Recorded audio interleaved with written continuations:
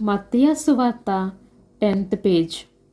ఆయన ఈ మాటలు వారితో చెప్పుచుండగా, ఇదిగో ఒక అధికారి వచ్చి ఆయనని మొక్కి, నా కుమార్తె ఇప్పుడే చనిపోయినది, అయినను నీవు వచ్చి నీ చెయ్యి ఆమె మీద ఉంచుము, ఆమె బ్రతుకుననెను. యేసు లేచి అతని వెంట వెళ్ళెను. ఆయన శిష్యులు కూడా వెళ్ళిరి. ఆ సమయమున ఇదిగో 12 సంవత్సరము నుండి రక్తస్రావ రోగము గల ఒక స్త్రీ, నేను ఆయనపై వస్త్రము మాత్రం ముడితే బాగుపడుదునని తనలో తాను అనుకొనగా, ఆయన వెనుకకు వచ్చి ఆయన వస్త్రపు చెంగు ముట్టెను. యేసు వెనుకకు తిరిగి ఆమెను చూచి, కుమారి, ధైర్యముగా ఉండుము, నీ విశ్వాసము నిన్ను బాగుపరచునని చెప్పగా, ఆ గడియ నుండి ఆ స్త్రీ బాగుపడెను.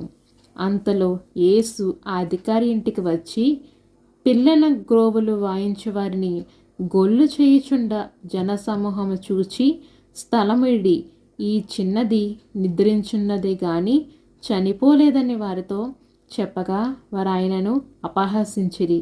జనసమూహమును పంపివేసి ఆయన లోపలికి వెళ్ళి ఆమె చేయి పట్టుకునగానే ఆ చిన్నది లేచెను.